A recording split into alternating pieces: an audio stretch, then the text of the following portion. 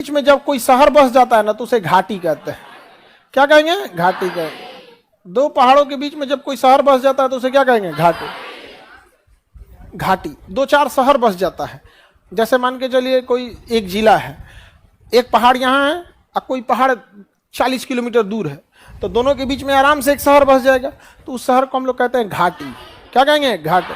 तो जम्मू कश्मीर में ना खूब सारी घाटियां हैं, खूब घाटी है। देखिए इन दो पहाड़ों के बीच में एक घाटी, इन दो पहाड़ों के बीच में एक घाटी। समझ में आया कि नहीं आ गया? फिर इन दो पहाड़ों के बीच में क्या है? घाटी।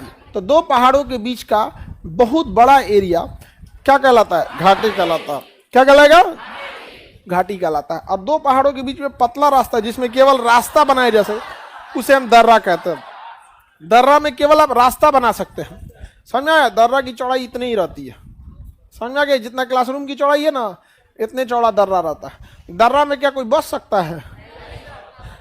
हाँ, तो जबकि घाटी में तो क्या है? शहर ही बस जाता है, पूरा का पूरा शहर बस जाता है। काठमांडू घाटी कहाँ है? नेपाल। ये जवान हमारे क्या हो गए? शहीद हो गए। समझ में? अभी लापता हैं, कई लोग मिल नहीं रहे हैं। तो कई ऐसे घाटियों में दिक्कत यही हो जाता है। और हम यूपी बिहार में कोई घाटी वगैरह नहीं, सपाट एकदम, इसीलिए जनसंख्या घाटी में कम होगी। वहाँ जीवन जीना बड़ा मुश्किल होगा, ठंड पड़ेगा, जानवरों की संख्या कम होगी, वही जानवर वही पेड़ पौधे रह सकते हैं जो उतना ठंड को बर्दाश्त कर सकते हैं। जनसंख्या भी क्या होगी? कम होगी। लोग वहाँ बसना कम चाहेंगे, बस घूमने के उद्देश्य से जाएंगे। खेती भी क्या होगा? कम होगा। और हम लोग मैदानी